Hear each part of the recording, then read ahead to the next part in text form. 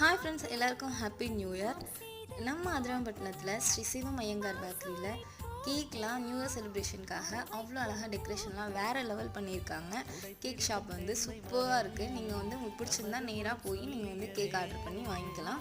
அது மட்டும் இல்லாமல் எங்கேயுமே இந்த மாதிரியான ஒரு டெக்கரேஷன்லாம் நம்ம பார்த்துருக்க முடியாது. அவ்வளோ அழகான டெக்கரேஷனில் நமக்கு வந்து கேக் வந்து ப்ரிப்பேர் பண்ணி வச்சுருக்காங்க.